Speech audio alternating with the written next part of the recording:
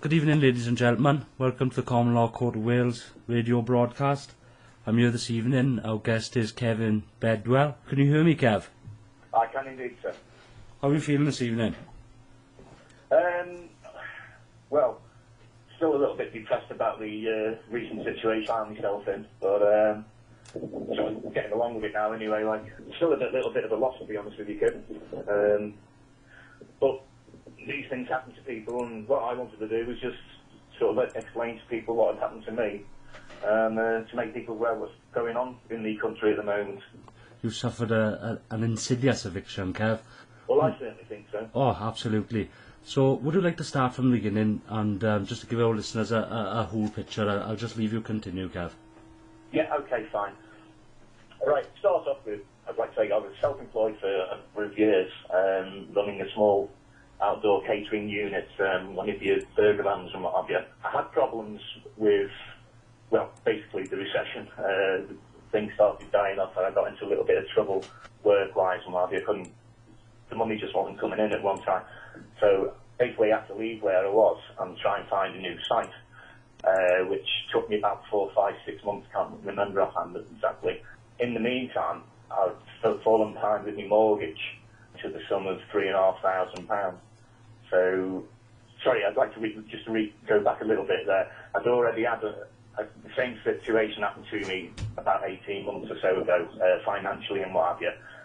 I've been to court over a repossession thing, and then I appealed. Well, I went to court, and the judge said, right, okay, fine, carry on paying your mortgage and pay some off the arrears and what have you, which I was doing. And as I say, work went a bit up and down again, which I found myself this time I had to actually come out of work for the 4, 5, 6 months, whatever it was, of last year. I think it was about July, probably I came out of work. I was out of work until January, late December, January. As I say, by then I'd fallen behind about £3,500 on my mortgage. I went to court again because they said they were going to repossess it again. So I appealed against it, put the N244 or the N224, whatever it is in. Had my appeal on the 9th of April this year. As I went into court, that morning, I was waiting to see the duty solicitor for last minute bit of legal advice before I went in. I was denied, I'd like to say, by the way. I was waiting to see the duty solicitor. My appointment, or the so-called appointment, hearing, whatever you want to call it, was at 10 o'clock. By this time it was sort of 20 past 10, and the judge just insisted that I went in before I could get any last-minute legal advice and what have you. Cut a long story short there, basically I lost the appeal, so the judge had given me basically 90 minutes for me to get from the court, get back home to my property, empty all my furniture and stuff out of there and find somewhere else to live. I wasn't too happy with that judgment, obviously, so I thought I'd seen a few things on the internet and what have you, so I thought I'm going to stand my ground. And sure as anything, 12 o'clock that day, 12 o'clock they were there. Now, luckily on that day, the bailiff came up at 12 o'clock that day. Luckily, I'd had time to phone my brother and get him to come round to my place with his, because I haven't got an old phone.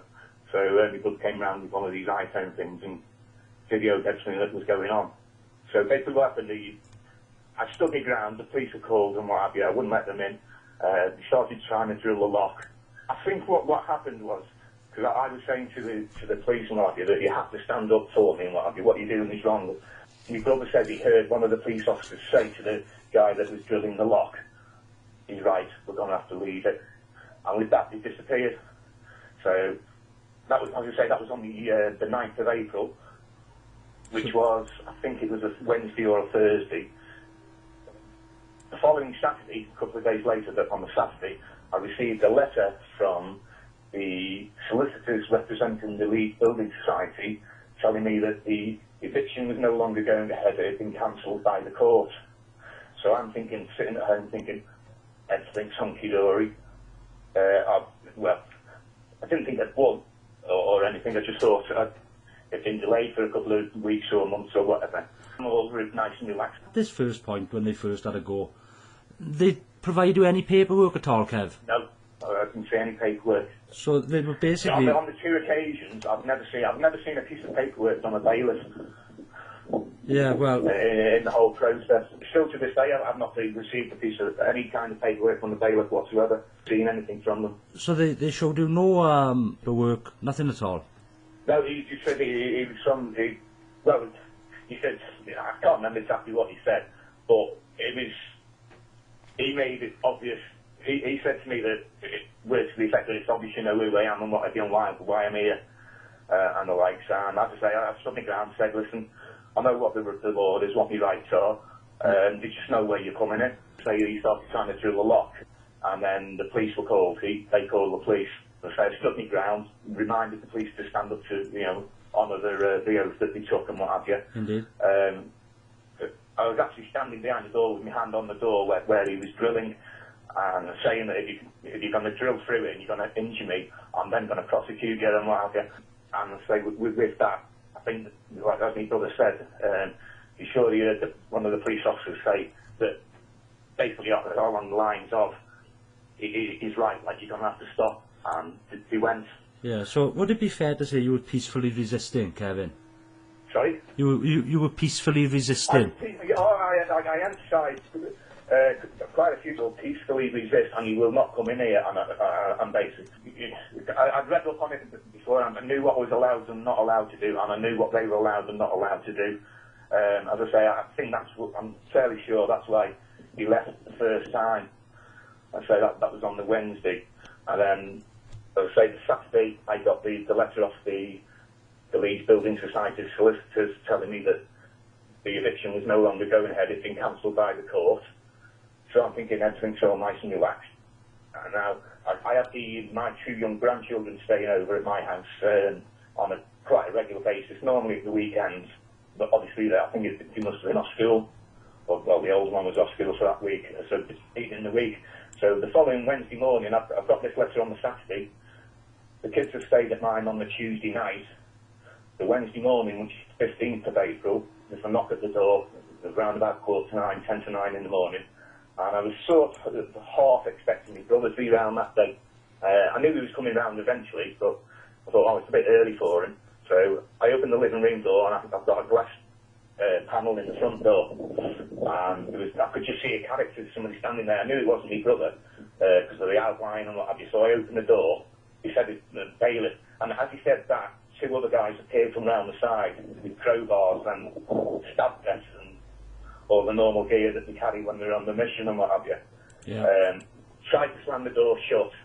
But as I tried to slam the door shut, I'm not sure which one it was. It wasn't the one that knocked. It was one of the 2 with the crowbars. Kicked the door. That hit me in the head, kicked it again, hit me in the head again with it. I put my body behind it, and I don't know. I say all that in sort of, you know what I mean, the adrenaline was going, so I'm not quite exactly spot on with what happened at exactly what time and what have you. But basically there was a struggle at the door. I managed to get a metal bar, a couple of metal bars wedged in the door, what have you, so I got it shut. And that's when we started with the crowbars and trying to get in with the crowbars. I informed, I'll just go back a little bit again. I put a sign on the door, I noticed on the door that denying the implied right of access.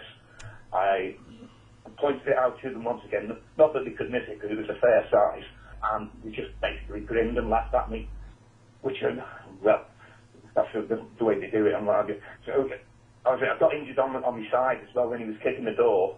I had bruises down the side, down the left-hand side for a few days. What you're explaining here is you've gone to bed that evening with your grandchildren.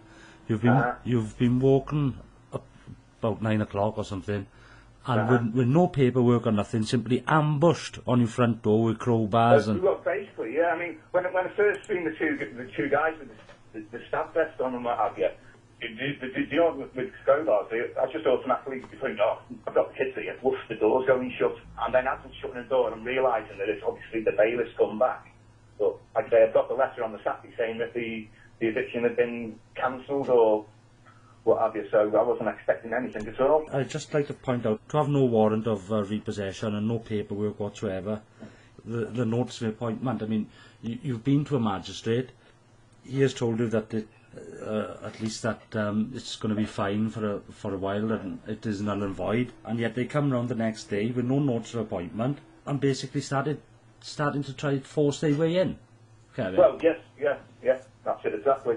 And you took a few knocks when this was going on, Kev. Could you describe some of the injuries that you had? I mean, you mentioned that your side was black and blue there. I've got to be honest, like, there was bruising there. I mean, it wasn't nothing, I haven't had over the years when I was a kid and what have you. Yeah. I could cope with it, but the fact is, it was aching for a few days and it was bruised. Anyway. No, the reason I brought up the injury is because it's an unlawful eviction. To take possession forcefully is simply against the law, and it's punished. Well, I knew all that, and when the police got there, because the police I actually called the police while I was holding the door shut. I phoned them asking them for protection and what have you, and so they weren't there at the time. Like, they arrived about 15, 20 minutes or so later. So I explained all that to the police when they got there, through the door, but they just didn't want to know, basically. So you managed to get these bailiffs off your doorstep and shut and secure the door, and then the police police came, Kev, did they? But you took a few welts before in order to do so. Would that be fair? Yeah. I've got to stress it. I mean, it wasn't direct hits from a person. I couldn't say which one it was. Yeah. Sure, that was kicking the door and trying to force it, because, as I say, I had my side to it and my head away from it because I'd already been hit in the head twice with it. Yeah, you was just simply peacefully resisting. Well, yeah. I mean, I wasn't forcing anything. I was just resisting the door being kicked in, basically. So by this time, obviously the girls have heard what's going on, and they started crying. I mean, they're only 4 and 2. I'm shouting at the bailiffs and what have you, and they're trying to get in with the crowbars and stuff, and the kids stopped with hysterical in the living room. I mean, it's only from where I was to where the kids were, it was probably about 10 or 12 feet. But they were going hysterical because they just didn't know what was going on. Now, I informed them, they heard the kids screaming and what have you, and I informed them that I had my young grandchildren here and that they were scaring them and I was afraid for them and what have you. And then I heard one of them say, "Leave it for now, we've got him." Can I just hold it there, Kev, because having spoken to you previous to this, I know this is a very important point that we're about to go on to.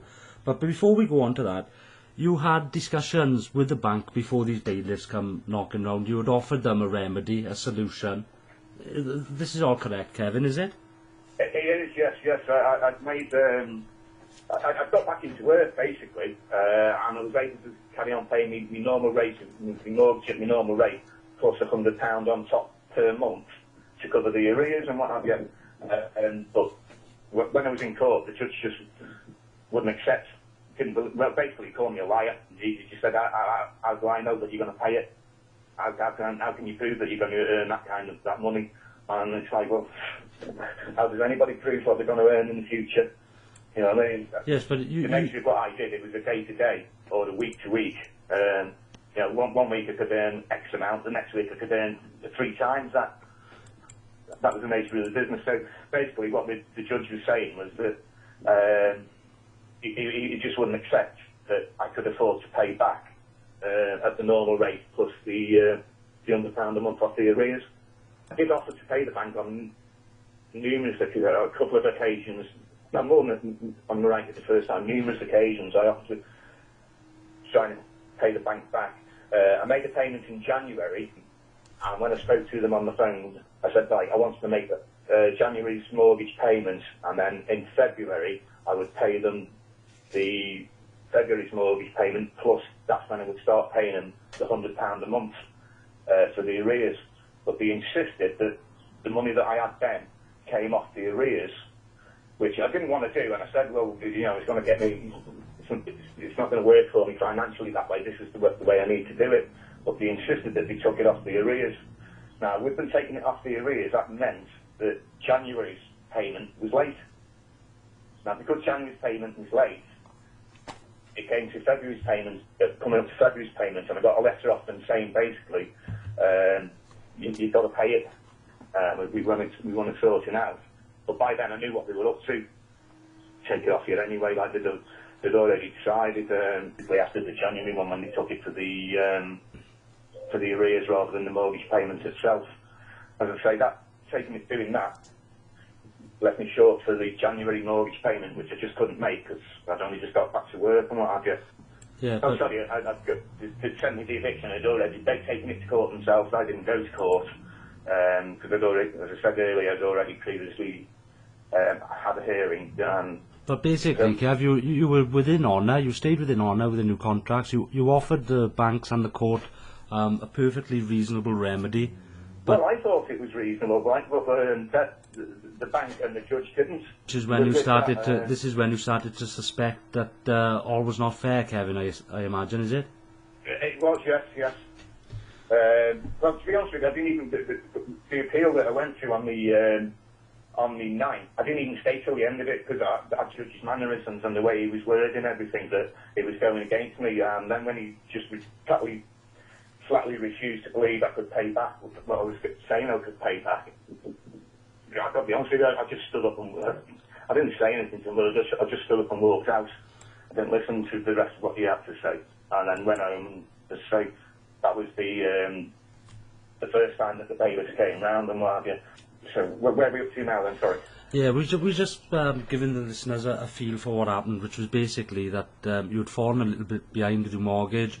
You'd had a chat with the bank, you'd offered them a remedy, you stayed within honour, but it was basically dismissed. The bailiffs had been round once, they could see that it was peacefully resisting. They tried to drill the door, you warned them that it could cause harm and injury.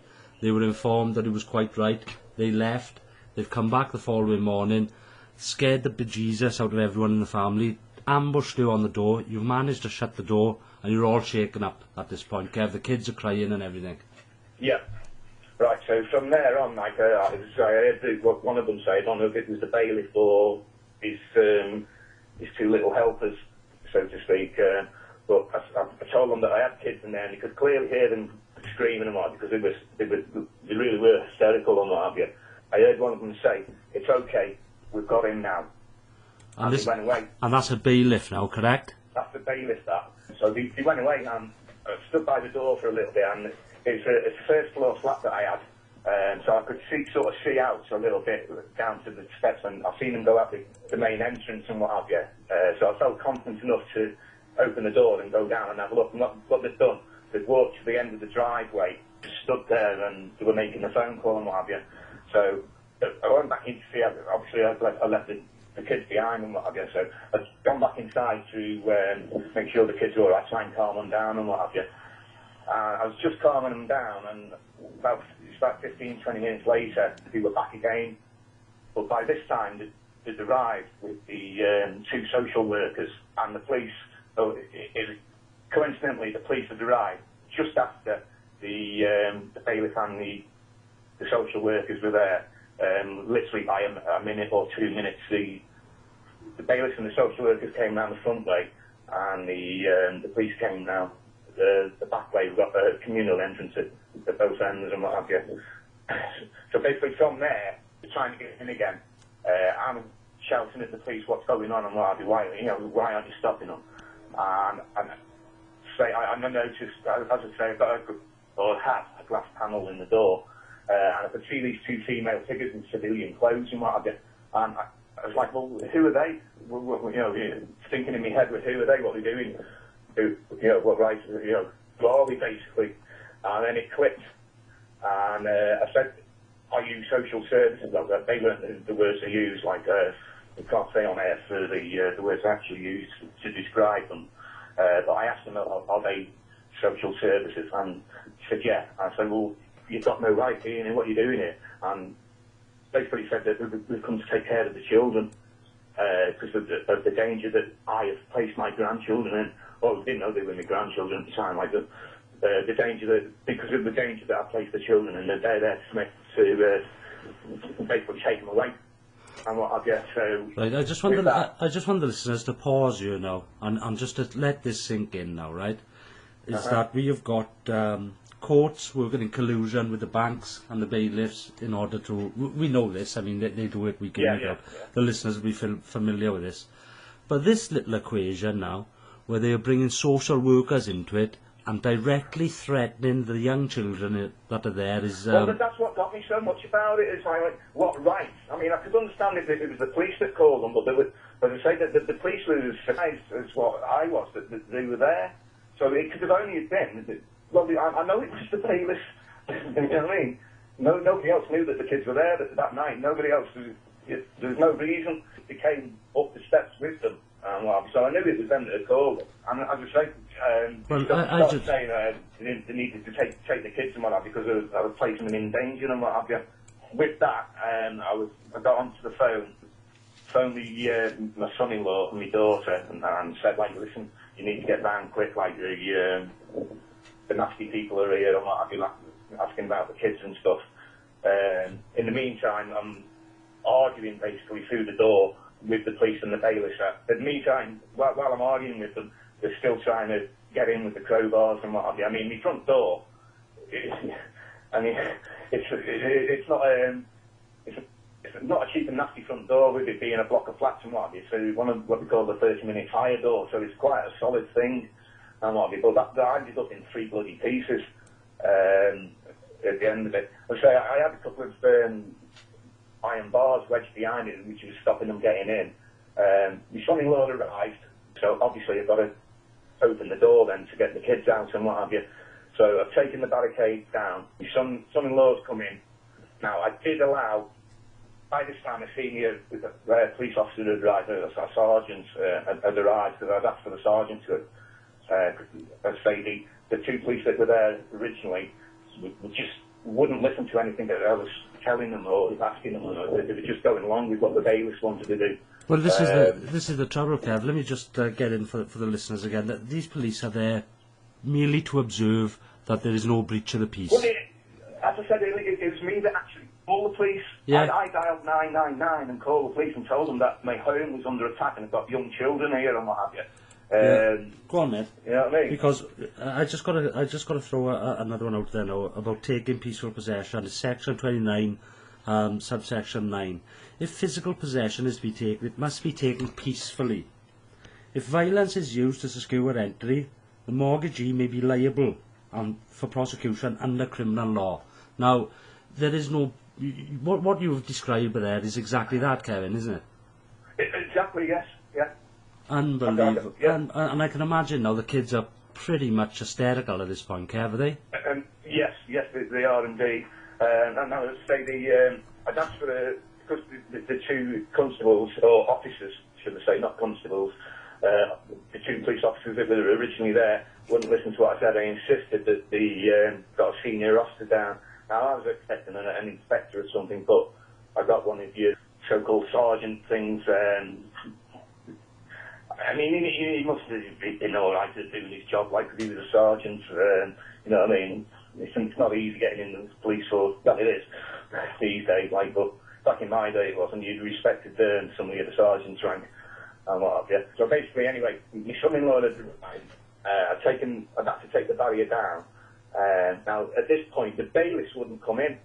And the police sergeant said to me, like, is it okay if I come in with your son-in-law and what have you? The bailiffs will stay outside and will send the social workers down the steps and, outside and what have you. So I said, yeah, okay. Come in, got the kids, took them down the steps. Now, I found out later on that day that after my son-in-law had taken the kids, the social services had followed him out and literally not dragged him, but held onto his arm to stop him. And they were insisting that they needed to talk to him about the danger that he had placed his grandchildren in overnight and while they were in my care and what have you. And with that, to be fair, I don't know which police officer it was, but basically he told the socials to do one and leave the lad alone. With that, his son-in-law got in the car with the girls, took them home, safe and sound for them. Now, as I say, the barrier's down by this time, but the bailiffs have still not come in. And to be honest, to be fair, the police sergeant had gone back out onto the landing and what have you. Now, I put the metal bar, as I thought, I put the metal bar one of them back across the door, but it turned out, obviously, I hadn't put it there properly. The phone went, and the battery was on low, so I'd had it on charge in the living room. So looking at the door was secure enough just to go and grab my phone quickly. Answers the phone. It was a mate of mine and what have you. Told him what was going on and what have you. Hung up. And then next minute I know, I'm waking up on the living room floor. And I'm thinking, bit of a daze, but why am I sleeping on the floor? Type thing. And then next thing I'm getting turned over and what have you. And then I realised it was the police had got into the flat. And they basically trying to put me into the recovery position. Right, hold on, Kev. I got to get this far right. What you just said, but that is that you thought you'd secured the door again. You went and had a look for your phone and woke up unconscious on the floor. Yeah, basically, yeah. With the police all around you and in your living room. Yes, yeah. Unbelievable. Now then, you're the type of guy, Kev, who would you don't faint. Would that be fair? You know, it's not. What could have caused you to be unconscious, really? I've no idea, kid. As I say, it may have. I'm not saying. I wouldn't say what it was. Well, I would suggest it would be. It doesn't matter whether they actually clocked you over the head or the stress or that you fainted. It would be a direct consequence of the trauma, whether it be a physical blow or a mental anguish from hearing new kids cry. That's the lines that I was thinking along. Yeah, yeah. It would definitely be, you know, as a result of this ambush. Well, yes, yeah. No, well, that's exactly what it was. It was an ambush. In all senses of the word, unexpected and with force and overwhelming force. So there's nothing that you can do about it. So anyway, somehow they've got me up. I've come round and they've sat me down on the sofa. And I'm sort of, what are you doing? What are you doing? You're not, you know, sort of get out basically. And they're explaining that that's come in for my own safety and what have you. So that's why. That was the reason that they gave for being in there, which I couldn't argue with, to be honest with you. Was an ambulance called? Was an ambulance or anything called, Kevin? Yes, indeed there was. They called an ambulance immediately, I would imagine, because they were talking about it being on its way as I was sitting on the sofa, so they must have called it up almost immediately, what have you, in a half day sitting on the sofa, trying to figure out where you know, recollecting what's gone on, and then, you know, sort of, oh yeah, this is what's happened type of thing, it's the police and the bailiffs and what have you. So basically what the sergeant was saying was, like, it's all over with now, like the kids out there safe and what have you, you know, all the right words and the right phrases and mannerisms and what have you, to make me feel that, like, they were doing me a favour, basically. So he said, it's all over now, like, you've got to come, you're going to have to get out and what have you. I said, no, I'm not going nowhere. I know what your rights are. You've got no right, you've got no right to do this. It's against the law and what have you. What you've done, it's against the law what the bailiffs have done. I'm standing my ground. And I just like to back that up with another bit of legislation for what it's worth. Unlawful eviction, Section 1, Protection from the Eviction Act 1977. Not to use unreasonable force to enter a home without the consent of the occupant. And it's punishable by 2 years in prison. Well, they certainly didn't have my consent in any way whatsoever.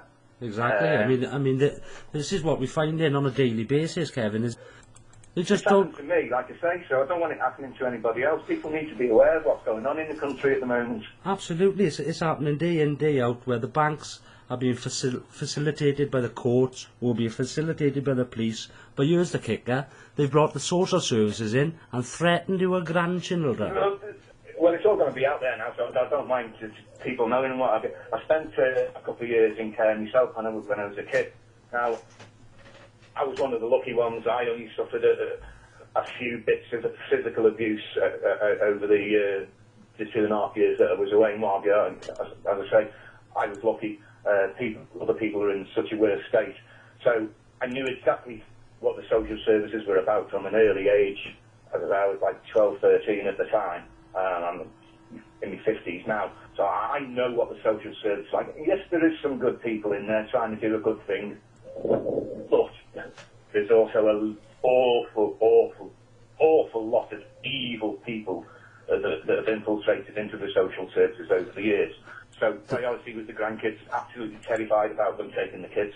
Oh, and it sounds as if you had a right pair, because for them to follow the boy down the path and literally say...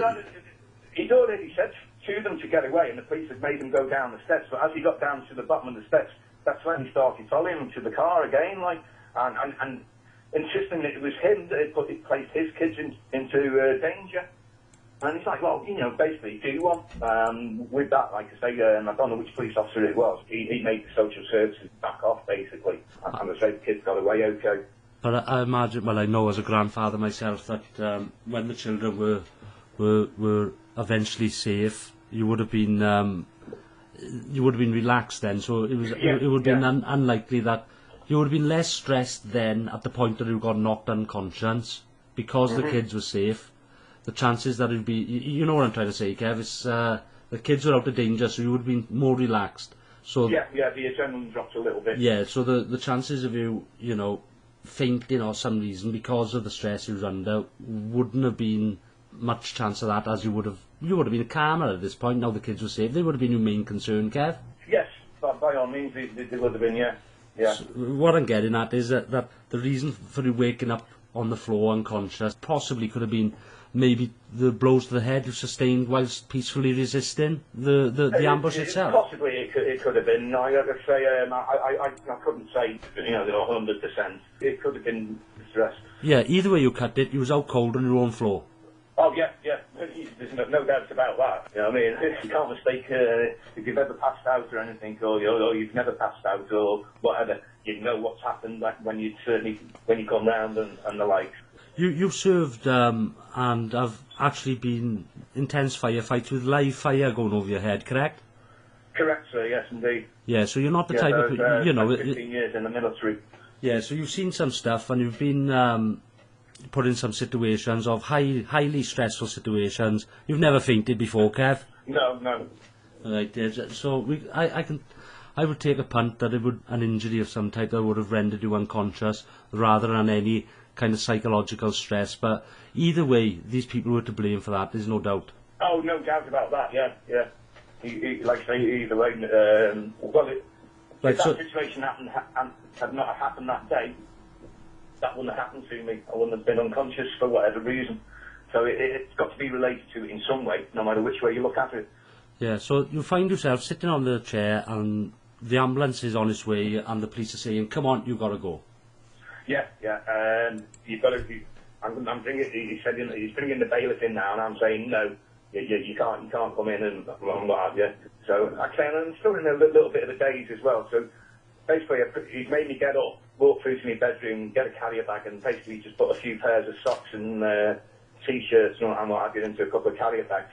I'd like to stress at the meantime, while I'm doing this, the police are actually searching through the stuff that I'm taking and what have you. I didn't realise at the time what they were doing. It was like, I'd be just being nosy, but it was only afterwards I clicked on, hang on a minute, they searched me stuff while I was, they could see me packing it, but they were still searching it as I was putting the carrier bags into the living room and what have you. So I managed to grab a few bits of clothes and a few, well, I didn't even get any bloody toiletries, to be honest with you. It was just clothes. Well, I'll be honest with you, it's nothing illegal, but there was a few weapons in my bedroom. You know, we had a couple of air rifles, one mine and one my brother's. Tell the police about that before they went into the bedroom, just in case they kicked off. He had a quick look at them and said, yeah, fine, take them away, because I didn't want to leave them in the property while it was unattended and what have you, in case anybody broke in or anything. So basically, I got a few things together, and then by this time he brought the bailiff in, and he just said, right, you've got to get out now. So I just said, no. I sat back down on the sofa I said, no, I'm not going nowhere. I want him out. I want the bailiff out of my property now. Well, it's not your property, he's saying, and blah, blah, blah. He just wouldn't listen to me. So he said, look, if you don't get up and leave, I'm going to have to take it out and arrest you. I just sat firmly down in the seat and said, I'm not going nowhere. I'm staying here. I want the bailiff out of the flat. So with that, like, the sergeant grabbed me by the arm, pulled me up, and started guiding me towards the front door and what have you. Now, the bailiff is standing to my left at this time, so by then I'd lost it, and I started giving him quite a bit of verbal I hope your kids are proud of you and all that kind of stuff, and how do you live with yourself, the usual spiel. No, it's bloody right. Sorry? You're bloody well right. Well, yeah, like I say, I'd lost it again by then. And as the sergeant's guiding me out, obviously I'm giving the bailiff a bit of verbals, sort of leaning forward. Now with that, one of the original officers that was there stepped in front of me, because he thought he must have thought I was going to hit the bailiff or something, but I was being restrained by the sergeant anyway. So as I'm sort of half a foot forward, somehow, unexplainably, I fell backwards into the hallway. See me off, so I managed to scramble up to my feet. I was just about, well, I was going to drop the guy that I thought had pushed me over, but it was explained to me that I wasn't pushed. I'd tripped over a bicycle that was in the hallway and what have you. So as I was getting up, grabbed me and herded me out the front door onto the landing and what have you, and said, well, that's it now, you're out, you're not getting back in, you've got to leave the area, otherwise you're going to be arrested. So they insisted that I left the area, basically, with a couple of carrier bags of socks and t-shirts. Unbelievable. So basically, you've woken up at 9 o'clock in the morning, and what time was this about, Kevin? What time? Well, I'd woken up a bit earlier than that. It was about 10 to 9 when the first knock was on the door, so I got up probably about 8 o'clock, 8:15 with the kids. Yeah. Well, it was because I was just about to do the breakfast for them when the knock was on the door. Within a couple of hours, the grandchildren have been scared witless. You've been made homeless, and you're now walking the street with a plastic bag of your last possessions. Is that correct? That's it, yeah. Unbelievable. Yeah. I'm just going to quote a couple of maxims here, right, just to show the listeners how much the law has completely gone out of the window. And these maxims are on possession and property. Maxim: a person in possession is not bound to prove that the possessions belong to him, and a person cannot be taken by force from his house. That just flies in the face. Now, a maxim is the fundamental principle on which all law is based. There's another one that springs to mind here, and that's a maxim on right and wrong, which is a simple one that everyone should know. No one ought to gain by another's loss. Now, this system is facilitating gain for these private corporations, and it's using the tactics which you've described by you, Kevin. I got to tell you, I'm disgusted by it. I'm absolutely disgusted by it. There is no much of a clearer case where the courts are in cahoots with the banks, or in cahoots with the police, or in cahoots with the social services, all geared up to steal another man's home. People are thinking there's remedy out there, there's justice out there. That the courts they're rotten to the core, Kevin, aren't they? Well, that's what I found certainly over the past 4 or 5 months is what I've found. Absolutely. And I'll say I've looked into it myself a little bit because of the situation that I was in. Unfortunately, I was too late to save the property and what have you, because the eviction had already gone ahead by then. But yeah, it's just happening too much. As I said earlier, it's people have got to be aware of what's going on and the tactics that they're using. You're not supposed to go on about it and talk about it, but it's the same as what happened in Germany before the Nazis took over and everything. Of course it is. It's the same tactics, the same. It is. If people look into it, they'll understand what I'm saying. Now, what gets me about it so much, though, kid, is I was one of the boys at the time. I was prepared to die for Queen and country. And then when you see the way that they're treating the, I've been out for years now, but when you see the way that they're treating the young lads coming back these days and what have you, they put their life on the line and they're coming back and they're making them homeless as well. That's not right, is it? Of course it's not right. So it's a complete turnaround and a complete shock to me over the past few years and what have you, that have basically I've woken up to the way things are getting done by the criminal gangs and what have you. It's exactly what they are. And people need to understand that you're not going to get any remedy within their system, within their justice system. That includes the courts, especially the magistrate courts and these other secret courts that they hold, family courts and whatnot. I'd hate to think what would have happened to the kids if those social workers had got hold of them for 1 bloody minute, Kevin. You know what I mean? I mean, that was why I was so terrified. Like I said earlier, I know exactly what they're like, and I know what's going on these days. Children are literally getting stolen by the social services and placed into care because it's a money-earning business for them. Every time a kid gets placed into care, somebody gets paid for it, and then you get moved on to another foster parent or whatever, and they get paid again and paid again. Yeah. Just sent round and round in a big circle. When you look into it, you think it's just about you and your mortgage and your problems. When you start looking into it and you see how it works, it's not just the mortgage for people, it's absolutely everybody that's involved in the way that the country's being run at the moment. It's criminal gangs that are running it. It's all geared up to facilitate it. There's no two ways about it. No, absolutely. It's not right at all. The whole system is geared up to facilitate this fraud, and what you have described this evening, is absolutely horrific, and just depicts perfectly how these corporations work together in order to steal working men's assets, and any tactic will do, including stealing the children. Well, that's it. On top of all that, obviously I'm out of business as well. As I said, I work for myself with the sandwich bar and what have you. Now, all my stock was in the freezer in the flat, and obviously I need a home base to trade from, to keep my trailer and my vehicle and all my stock and what have you. Well, I lost all my stock in there, which has put me out of business again. So I'm literally in the car a couple of nights, like sofa surfing a few other nights. Stay at my daughter's once or twice a week. I mean, she's got the 3 young kids anyway. I mean, I have the 2 of mine, but she's got a younger baby as well. So, you know what I mean? They need their space. Yeah, this is fresh. This is no more than a month ago, Kevin. We talking? Yes, yeah. Well, what we on today? 16th, 17th, is it? The 15th of last month. Yeah, we're the 19th today. So yeah, it's just 19th over. today. Yeah, well, yeah, 15th of April it was when this all happened. So I got to ask you this, Kev. How are the children bearing up, mate?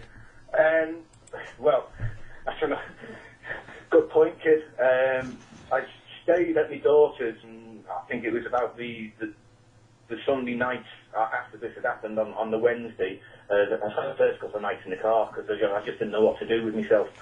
So I spent the night at my daughter's Sunday. Monday morning, the kids are up early, obviously, while the older ones going to school. Well, you know, it's not the young kids. You don't get no bloody sleep at all anyway. So they're up anyway. And around about 8:30, 8:45, the next door, it's a row of terrace houses that they live in, and the house next door to them is vacant at the moment, so they've got the local council or whichever company it is that they use these days, sort of, you know, putting in the new kitchen and stuff like that, renovating it for the next tenants. Well, Monday morning, the kids hear all the banging and the drilling and what going on next door, start shaking and crying and screaming, not getting as hysterical as the first time, like, but the eldest one was asking, is that the bad people chopping down the door again, Grandad? How do you explain to a 2- and a 4-year-old that although that is the same kind of noise, that they're safe this time? And then so they've asked me a couple, because the workers have been in there, well, we're still in now, not at this moment, like, but they'll be back again tomorrow. They settled down a little bit with it now, like, but quite often it's like, if there's a noise, you know, out of the blue type of thing, it's like, what's that noise, Mum, or what's that noise, Dad, or what's that noise, Grandad? You know, they're on the toes a little bit about it still. They've been traumatised, Kev, by this old experience. Yeah. You know. I mean, I've seen the kids kick off. I mean, all kids kick off, don't they, when they're having a tantrum and stuff like that. But I've never seen kids they were terrified at the time. You could just see it in their eyes and what have you. They're absolutely hysterical and terrified. And then with the neighbours, the noise in the neighbours next door, I say they weren't as terrified because there was me and the mother and the father there as well. Like, so they felt a little bit safe when we explained to them that they were safe. But as I say, if they hear a strange noise or a bump or anything, it's like, what's that noise? So yes, they are still on edge a little bit, I would say. Yeah, and I've got to ask you as well, Kev. I know you've served, and you know you're a man's man, but this must have hit you as well, seeing the kids upset like that. Well, like I said to you earlier, I've spent excuse me, I've spent a few years myself, so I know what they're like. I really, really do. Bear with me a minute, kid. Take your time, Kevin. I'll just talk for a little bit, Kev, while you get yourself together, mate, okay? Okay. Right, ladies and gentlemen, what we have got here is going on in each and every town up and down the country, where the social services are putting a man and his family through such trauma, a man who served, by the way, under live fire, seen some of his mates, you know, and all the rest of it, and this is what our system is geared up to do, where you can take a man and threaten to take his family, not just his home, but his grandchildren. Now, I'll ask you this, listeners out there now, right? Or you think the magistrate courts are there for you, you think the Crown Court are there, you think the law is there to protect you. It's there to protect and facilitate this ongoing fraud that gets to upset and traumatise ex-veterans and his grandchildren. Well, I mean, what more of a clear case have you got? Where they've left him, they've taken him out of his bed, more or less, right, at 9 o'clock in the morning, just after breakfast, ambushed the man, threatened him with nicking his children, and within 2 hours he's walking down the street, he don't know his arse from his elbow, with a plastic bag with a few towels in, and a t-shirt for the weekend. Having a sofa surf, you're there, mates looking after him. Right, okay, now, kid. Yeah, sorry about that, Kev, but people have to understand, man. Yeah. Well, I mean, it's the first time I spoke about it. I mean, there's no need. I don't speak about things, you know what I mean? I can, most of the time I can look after myself, so to speak. I don't need to talk about stuff and what have you. But this is the first time, I'd say this is the first time that I've actually spoke out about it in detail, and it just brought back a few memories and what have you. As I say, I know what the social services are like. I spent a couple of years there myself when I was a kid. I was lucky. I wasn't abused sexually. And to be honest, at the place where I was, I don't know anybody that was. But I did know that it went on, because I was told although the kids at my place weren't, you knew kids at other places that were, and what have you. So I know what I've always had a deep, I've got to say, it's hatred of the social services, not the people themselves, but the actual running of it and how it's run, and the top people that run it. So, as you say, with them setting in the grandkids, that was, well, I think you know yourself, you're your grandfather yourself, kid. Indeed. I think most of our listeners, even those without children, will know. People. I mean, what right has a bailiff got to call the social services on you? This is a tactic, an evil tactic. This is the first time I've come across it, Kevin, and I'm absolutely astonished. They've got absolutely no right whatsoever to do any of the things that they have done to you. But yeah, I'd like to stress as well, up until this day, I've still not seen any kind of paperwork on the day off the bailiff. They refused to show me ID. Obviously, I knew who they were, because they were smashing my door in, but he refused to show me any ID.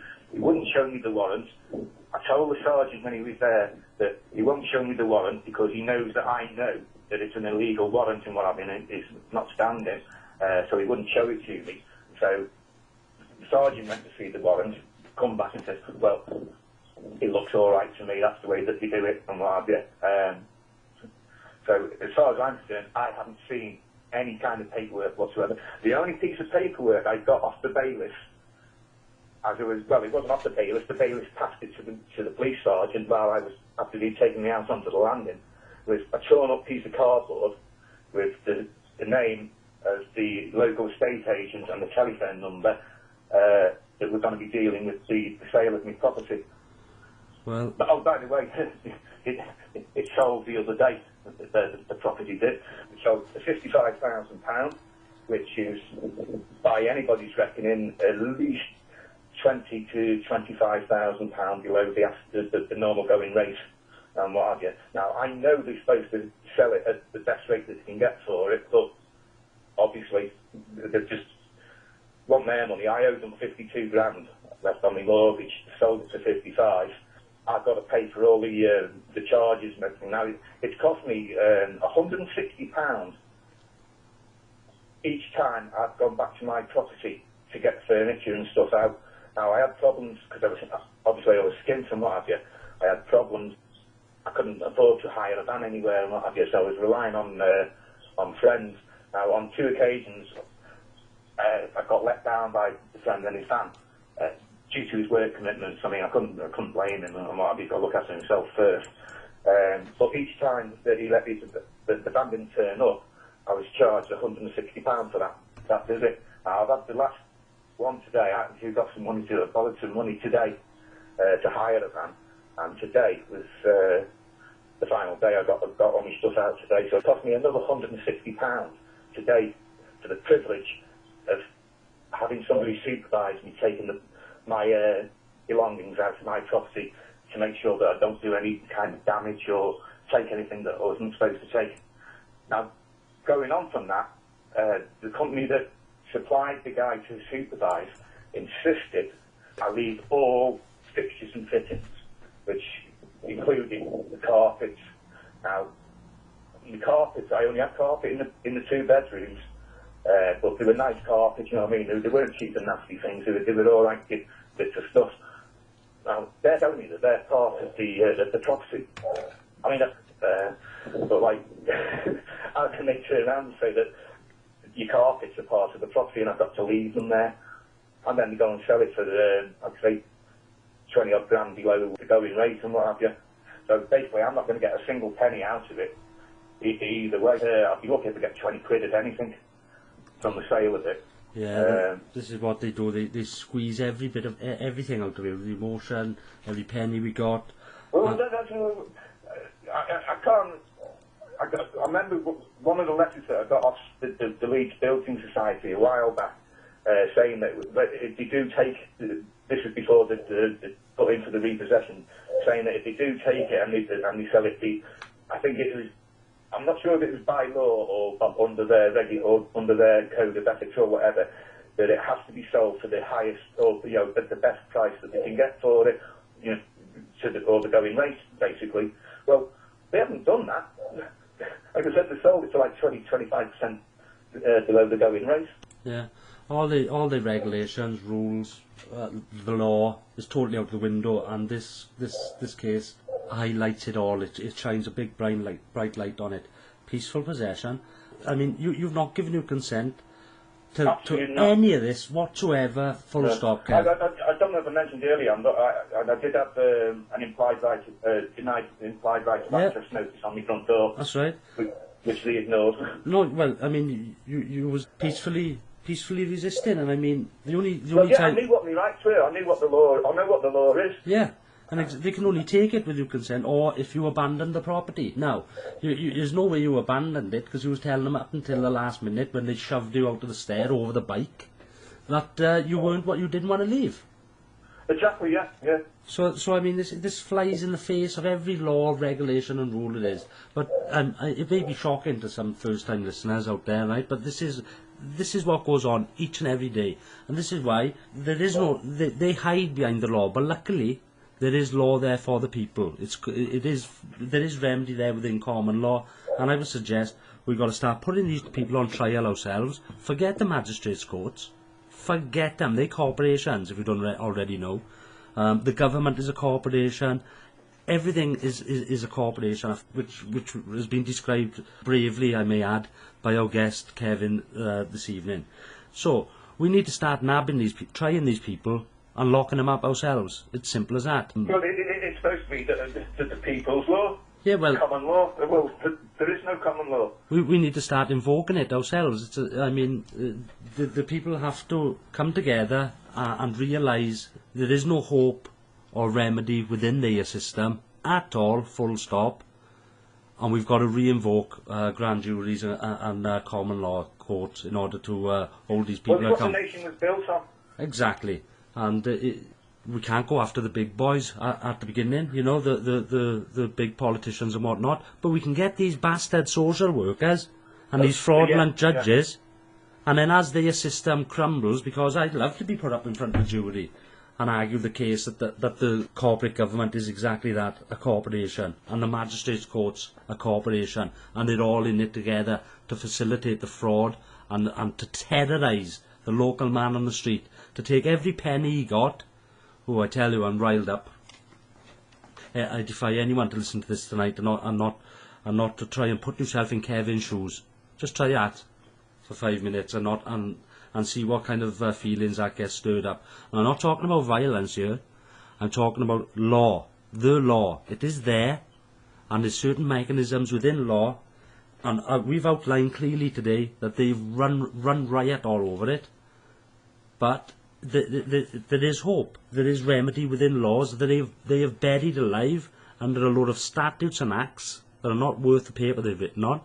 There's over 60,000 of them. Nobody knows what the law is anymore. We need to take it back. We need to take our courts back, and we need to stop this, because it's gone too far. You're a grandfather upset. Everyone should be upset by this. I mean, every interview I'm doing lately is broken-hearted people. This system is broken. It's pissing me off. Sorry, Kev, I had to get that out there. It's like you said, it's emotional.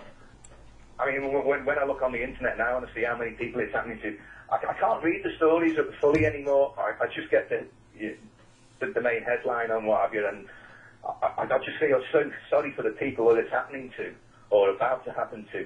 I can't read the rest of their story anymore. I've got to click off and go and find something else. I mean, I'm supposed to be depressing myself, to be honest with you, with the amount of stuff that I'm coming across. But it's emotionally draining when you see how many people that it's happening to across the country. And as you said, it's not just one or two a week. It's thousands of people a week, or thousands of families a week that it's happening to. People with young children and what have you. Okay, yeah, what's happened to me is a nasty, horrible, bad thing. But, like I said, I'm an ex-squaddy.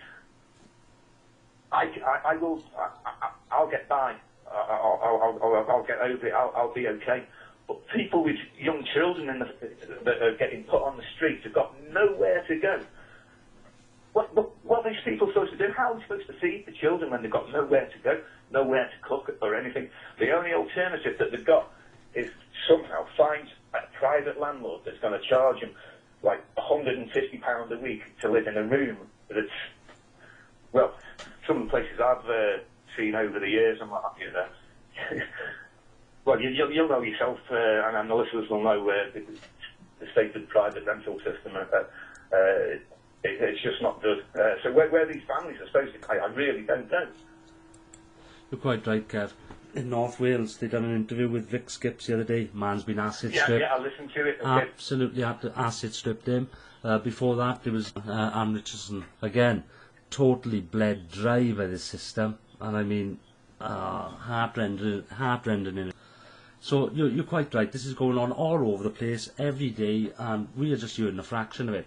I bet there must be cases out there, right, where the social services have actually taken the kids. I know there is, and it's been for some horrible, stupid, pathetic reasons as well. People really need to get onto the internet and stop listening to the BBC, ITV and Sky, get some proper information from independent sources and what have you, and you can find out what's going on. Social services are literally, along with the police, are literally stealing children from families under violence most of the time, because no parent wants to lose the kids. Now, these parents haven't abused the kids in any way. It's just that I've looked into it. They've been targeted. The kids have been targeted from an early age and what have you, and it's like, oh, there's a nice one, and they are literally getting kidnapped from the families, placed into the social services, and placing them into care.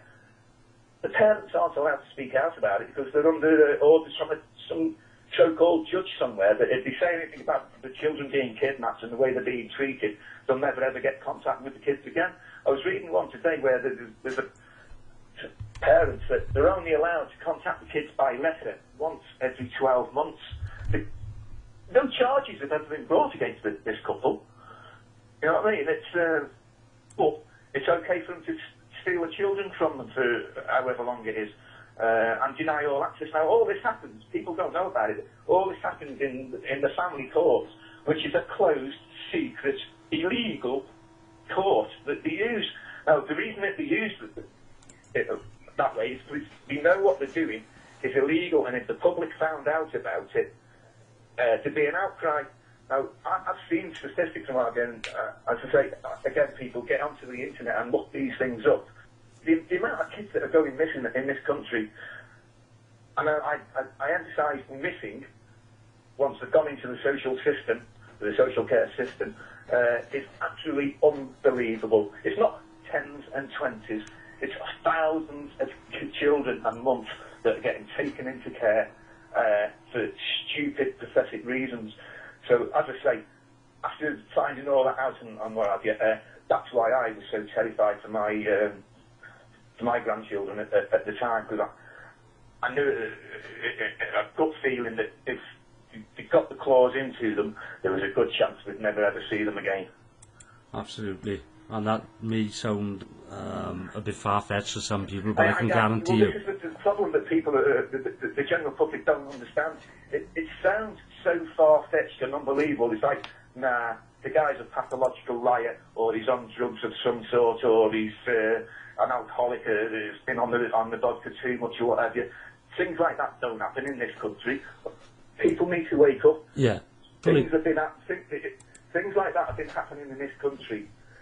I know personally, at least since the 70s, but when you look into it, it's just the way it's always been. And I mean, the way it's always been. There's always stolen children in some form or another for the state. Of course they have.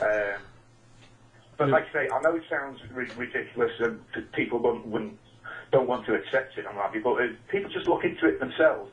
Don't believe what you're hearing tonight. You know, take it all as a load of bull. But certainly just have a look for yourself, people, and you'll find out. And as I say, when you start looking, it depresses you at first. It really is disgusting and shocking what's going on with the country. Yeah, absolutely. It's been taken over by corporations, and everything's an asset. They're making dough out of our children. And like Kevin quite rightly said, we don't have to take our word for it. Do a bit of research. The people out there, cognitive dissonance will kick in. The reality will just be too much for them to believe our words. But don't be willfully ignorant. The time for being willfully ignorant is over. You need to wake up and just do a little bit of research.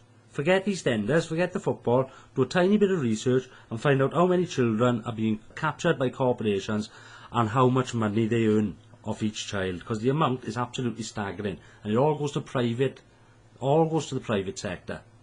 It's a way of robbing, stealing more money from the people in order to keep the private sector afloat. Welcome to Britain 2015. Disgusting, isn't it? It's incredible, Kevin.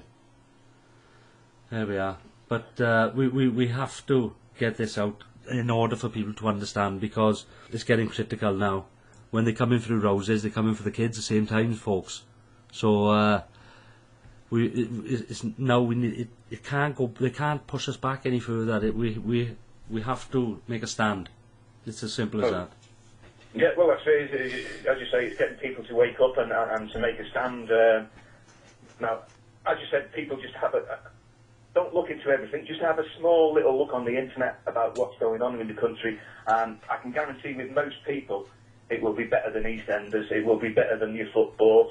It becomes, I wouldn't say it's an addiction as such, but once you find out one thing, it leads you to another thing, and it's like, no, that can't be right. And then you see all the documented official evidence, or the documented official video evidence of things that have gone on and that are going on in the country. And as I say, you just can't stop looking, and the more and more you find, the more and more you understand and realise what a bad, evil lot of people that are running the whole system, not just the country, but the whole system, from social services right up to the Prime Minister, basically. I mean, he's supposed to be the guy in charge and they can sort things out and what have you, but obviously it goes against the grain at the moment, because, as you say, the corporations are in there that much. It's you don't have to lobby no more because they are the government. Yeah, he's the CEO, and he's doing the bidding of the private bankers. Simple as that. Exactly, yeah. Now, as I said earlier, I wouldn't believe that 20 years ago, 25 years ago, because I was one of the, well, I hate to admit it, but I was one of Maggie's boys. You know what I mean? I thought I was that gung-ho and what have you. As I say, you learn over the years and you start seeing things, and it's like, it's just a total reverse of everything that you've ever been taught, or thought it, you've been brainwashed in. Absolutely. Basically, everything you've been taught is a lie, and there is no more natural thing to do than to want to discover the truth. Exactly, yeah. And the more truths that you discover, as I said, you've got to look again and again and again, and it can be addictive, I suppose, in a way. Well, it's the most natural thing to do. Once you find out that, you know, some of the things that's going on, to go and seek the truth is no more natural thing to do, Kev. Well, yeah, it's a human thing to do. If you've been told something all your life, one thing, and then you find out that it's a complete opposite to what you've been told and taught. It's like, well, what else are they lying about, or what else have they been told that's not right? And it just leads. It's a never-ending story type thing. It's look, the more there is. It's everything. It's everything that you've had. I mean, I'd say it's not just the last 10, 15 or 20 years. When you look into it, it's how it's always been. It's always been a lie, and you've been kept in the dark about it. It's been a battle between the sinister private banks and the control of money. They've created wars to facilitate the system in order to reset it. You know, it's one big Ponzi scheme, and it is researched. Well, this is not a conspiracy theory. You know, people need to go and have a look out there. You know, follow the money. Have a little look at these corporations, the people behind them. Well, I've come to the conclusion that the only people that are living in the conspiracy theory world are the people that are asleep, and they don't understand that they're actually living in a conspiracy. Whereas people that are awake and aware of the so-called conspiracy theories and what have you, are the people that know what's going on. And the mass of the people are the ones that are actually living the conspiracy, because everything's a lie. Everything you've been taught over the years, it's all lies. And it's not just mistakes. It's downright evil lies. They've got no consideration for the law or people. I mean, what kind of mind devises a system that, you know, social workers come in and take the kids the same time they take the house? I mean, it's incredible. But Kev, listen, we're just about out of time, my brother. I thank you so much for coming on and sharing that. It took, you know, you're very brave to do it, and I know it was upsetting for you. But on behalf of myself and all the people of the Common Law Court of Wales and all the listeners, I sincerely thank you, and we'll try and generate as much awareness to this, well, this horrific incident as we possibly can. It's too late for me, because my place is already gone and what have you, but I just don't want it to happen to anybody else. It's people need to be made aware. It's a wake-up call, man. There may be something we can do. We won't go into it just yet. We'll see. For anyone out there, you can find this interview. It'll be on Blog Talk Radio, and also on our YouTube channel. I'll also be putting it on our Facebook page, which is the Common Law Court of Wales, the same as the YouTube channel. Any last shout-outs or advice you'd like to give anyone, Kevin? Yes, certainly indeed. If anybody out there is facing a similar situation where they've had even the first letter from the bank regarding the mortgage, there's a few websites around. One of the biggest one I've found at the moment is a website called Response UK. Don't get me wrong, people, there's no money involved. They don't want any kind of payment off you whatsoever. All it is a lot of like-minded people that have got together and realised what's going on. Obviously, they're coming from all walks of life, so they're offering advice and services all for free. Nobody says that they're legally trained or anything. It's just an opinion that people have looked into and what have you. So if you've got any kind of debt worries, let alone your mortgage worries, any kind of debt or any kind of bailiff problems. There's a site called Beat the Bailiffs and the Bankers and what have you. There's loads of them out there if you just look. Don't go to any government recommended site. I found out myself, it's just a big circle of lies when you go into the official sites and what have you. Don't try and go to any credit type of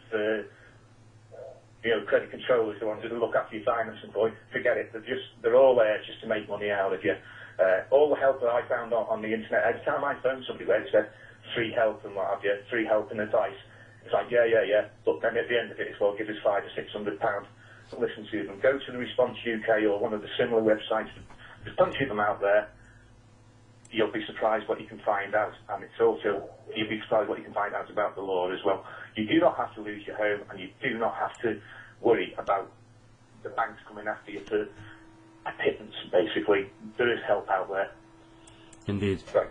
Oh, well done, Kev. As Kevin quite rightly said, there's plenty online and that, and yeah, you'd be absolutely shocked. Kev, thank you again, my friend. And, you're welcome, sir. You're welcome. All right then, cheers. Thanks a lot for your time, and I really do appreciate getting to let people know what's going on with the state of the country at the moment. Thanks for your time, kid. I really do appreciate it. But as I tried to slam the door shut, I'm not sure which one it was. It wasn't the one at Notch, but it was one of the two with the crowbars. Kicked the door. That hit me in the head. Kicked it again. Hit me in the head again with it. I put my body behind it, and I don't know. I say all that in sort of, you know what I mean, the adrenaline was going, so I'm not quite exactly spot on with what happened at exactly what time, what have you. But basically there was a struggle at the door.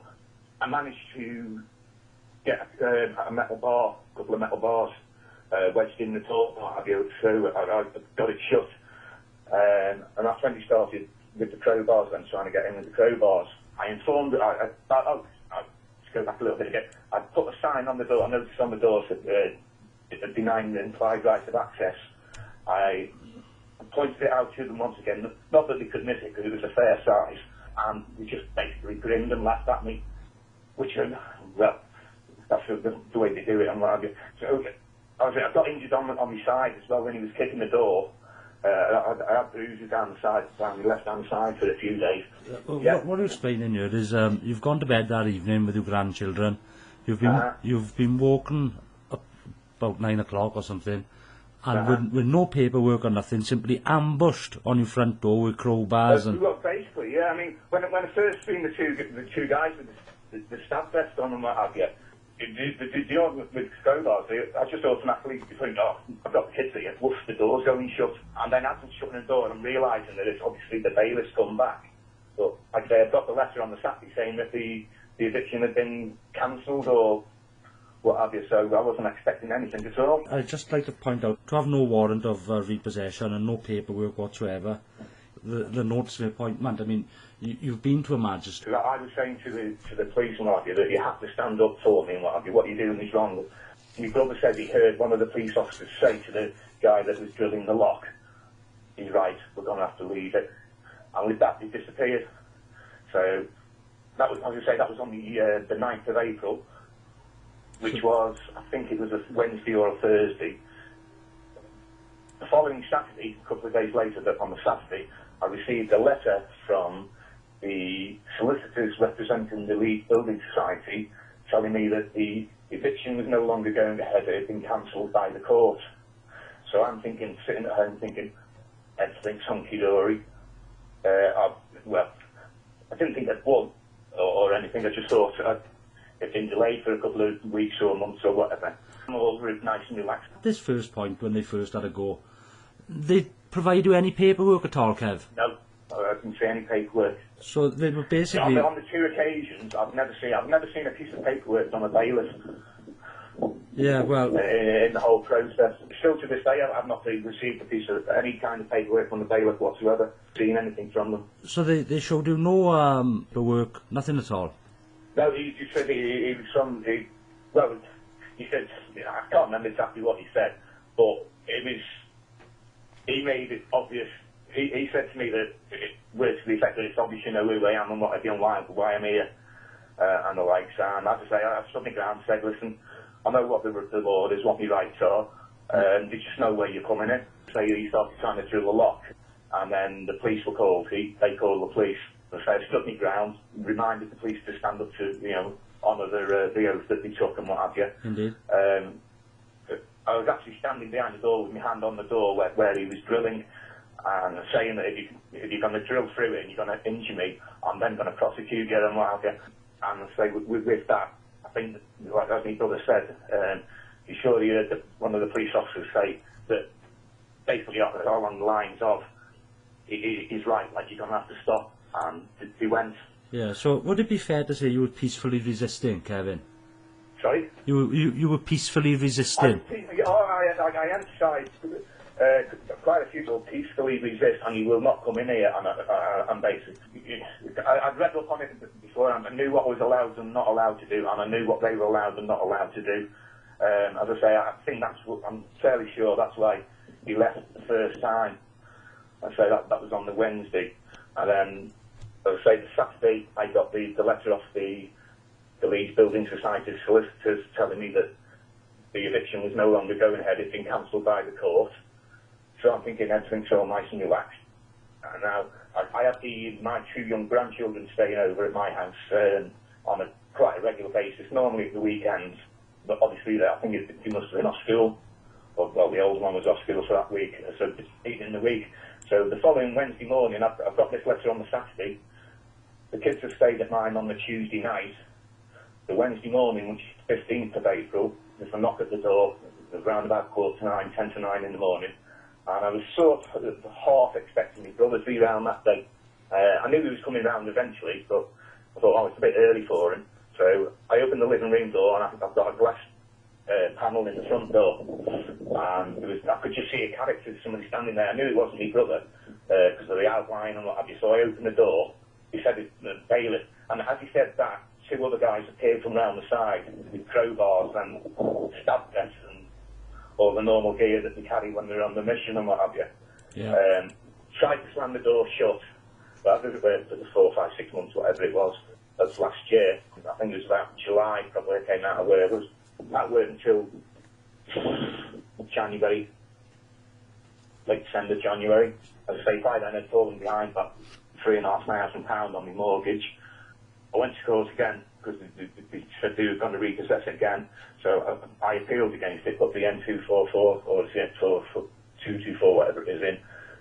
Had my appeal on the 9th of April this year. As I went into court, that morning. I was waiting to see the duty solicitor for last minute bit of legal advice before I went in. Tonight, I'd like to say, by the way, I was waiting to see the duty solicitor. My appointment, or the so-called appointment, hearing, whatever you want to call it, was at 10 o'clock. By this time, it was sort of 20 past 10, and the judge just insisted that I went in before I could get any last-minute legal advice and what have you. Cut a long story short there, basically I lost the appeal, so the judge had given me basically 90 minutes for me to get from the court, get back home to my property, empty all my furniture and stuff out of there and find somewhere else to live. I wasn't too happy with that judgment, obviously, so I thought I'd seen a few things on the internet and what have you, so I thought I'm going to stand my ground. And sure as anything, 12 o'clock that day, 12 o'clock they were there. Now, luckily on that day, the bailiffs, that is, who came up at 12 o'clock that day, luckily I had time to phone my brother and get him to come round to my place with his, because I haven't got an old phone. So my brother came round with one of these iPhone things and videoed everything that was going on. So basically what happened, I stood my ground, the police were called and what have you, I wouldn't let them in. They started trying to drill the lock. I think what happened was... Good evening, ladies and gentlemen. Welcome to the Common Law Court of Wales radio broadcast. I'm here this evening. Our guest is Kevin Bedwell. Can you hear me, Kev? I can indeed, sir. How are you feeling this evening? Well, still a little bit depressed about the recent situation I found myself in, but so I'm getting along with it now anyway. Like, still a little bit of a loss, to be honest with you, kid. But these things happen to people, and what I wanted to do was just sort of explain to people what had happened to me, to make people aware of what's going on in the country at the moment. You suffered an insidious eviction, Kev. Well, I certainly think so. Oh, absolutely. So, would you like to start from the beginning and just to give our listeners a whole picture? I'll just leave you continue, Kev. Yeah, okay, fine. All right, to start off with, I'd like to say I was self-employed for a number of years, running a small outdoor catering unit, one of your burgerlands and what have you. I had problems with, well, basically the recession. Things started dying off and I got into a little bit of trouble work-wise and what have you. The money just wasn't coming in at one time. So basically I had to leave where I was and try and find a new site, which took me about 4, 5, 6 months, can't remember offhand exactly. In the meantime, I've fallen behind with my mortgage to the sum of £3,500. So, sorry, I'd like to go back a little bit there. I'd already had the same situation happen to me about 18 months or so ago, financially and what have you. I've been to court over a repossession thing, and then I appealed. Well, I went to court, and the judge said, right, okay, fine, carry on paying your mortgage and pay some off the arrears and what have you, which I was doing. And as I say, work went a bit up and down again, which I found myself this time I had to actually come out of